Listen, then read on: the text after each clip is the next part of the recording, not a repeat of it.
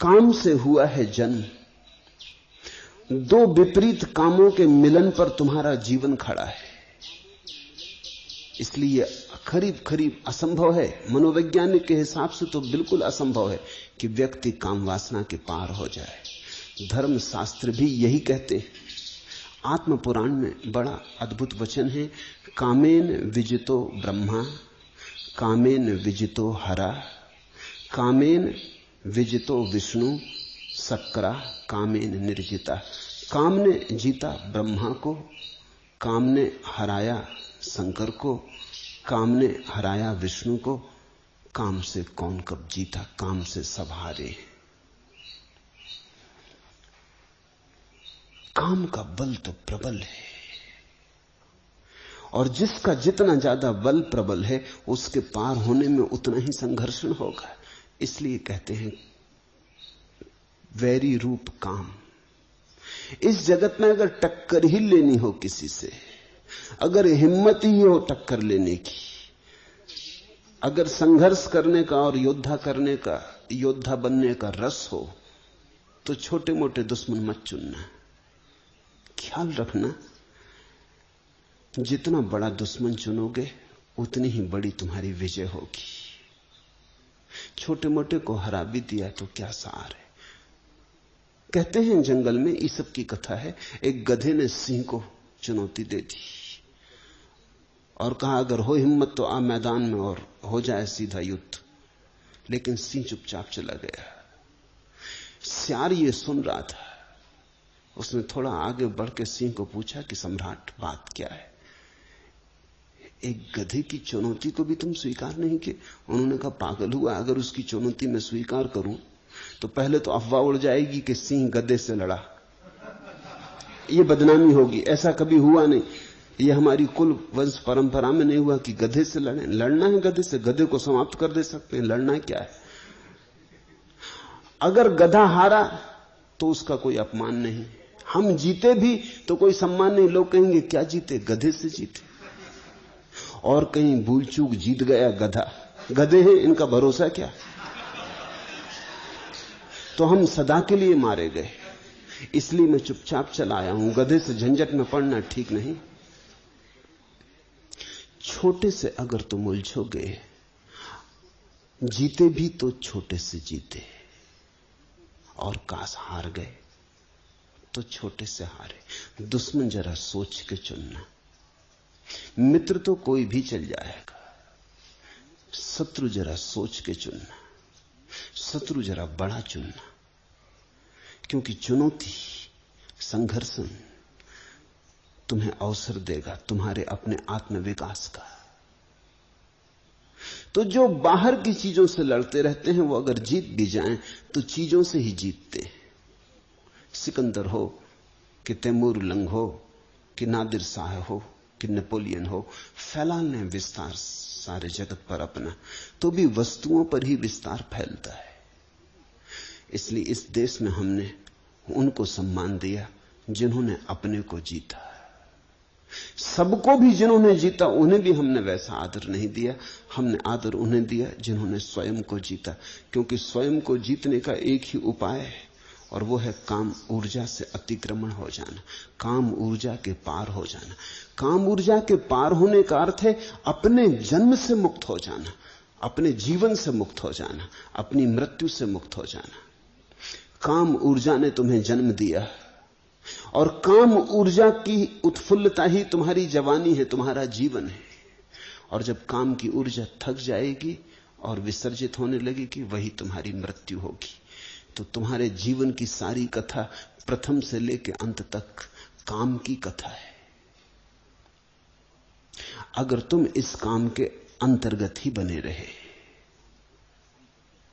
तो तुम कभी मालिक की तरह न जिए, एक गुलाम की तरह जिए। स्वयं का मालिक बनना हो, और अगर चुनौती ही स्वीकार करनी हो किसी की, तो स्वयं में छिपी इस चुनौती को ही स्वीकार कर लेना उचित है। इसलिए धर्मशास्त्र काम को वैरी रूप कहते। ये सिर्फ निंदा नहीं है, इसमें सम्मान भी छिपा है। वो ये कहते हैं कि अगर शत्रुता ही करनी हो तो काम से करना, क्योंकि कामेन विजितो ब्रह्मा, काम ने ब्रह्मा को भी हराया। कामेन विजितो हरा, काम ने महादेव को भी हराया। तो अब अगर लड़ने योग्य कोई है तो काम ही है। जिससे देवता भी हार गए हों, उसको ही जीतने में मनुष्य के भीतर छिपा हुआ फूल खिलेगा। जिससे सब हार गए हों, उसको ही जीतने में तुम्हारे भीतर पहली दफे प्रभु का साम्राज्य निर्मित होगा। भारत अकेला देश है जहां हमने बुद्ध पुरुषों के चरणों में देवताओं को झुकाया है। जब सिद्धार्थ गौतम बुद्धत्व को उपलब्ध हुए तो कथा है कि ब्रह्मा, विष्णु, महेश तीनों उनके चरणों में अपना नैवेद्य, अपनी पूजा चढ़ाने आए। जब महावीर परम ज्ञान को उपलब्ध हुए तो देवताओं ने फूल बरसाए। लेकिन देवता क्यों बरसाते होंगे फूल एक मनुष्य के चरणों में? इसलिए कि यह मनुष्य उस सीमा के भी पार जा चुका जिस सीमा के पार अभी देवता भी नहीं गए। अभी इंद्र भी अप्सराओं में उलझा है। अभी स्वर्ग में भी वही काम व्यापार चल रहा है जो पृथ्वी पर चल रहा है। थोड़ा व्यवस्थित चल रहा है, थोड़ा ढंग से चल रहा है। ज्यादा सुंदर स्त्रियां हैं, ज्यादा सुंदर देह है, ज्यादा लंबी आयु है, भोग की सब सुविधाएं, सामग्रियां हैं। जो हमने स्वर्ग में देवताओं के लिए व्यवस्था की है, वही व्यवस्था विज्ञान आदमी के लिए पृथ्वी पर कर देने की कोशिश कर रहा है। मैंने तो सुना है एक आदमी मरा और स्वर्ग पहुंचा तो वो बड़ा हैरान हुआ। वहां उसने देखा कि कुछ लोग जंजीरों से बंधे, स्वर्ग में जंजीरों से बंधे। उसने द्वारपाल से पूछा कि तो मुझे घबराहट का कारण मालूम होता, नरक में बंधे हो ये समझ में आता है, इस स्वर्ग में भी अगर बंधन है और लोग जंजीरों में बंधे हैं, ये किस तरह का स्वर्ग है? वो द्वारपाल हंसने लगा। उसने कहा ये अमरीकी है, ये जब से आए तब से ये धुन लगाए कि हमें अमेरिका वापस जाना है, यहां से तो वहीं बेहतर था।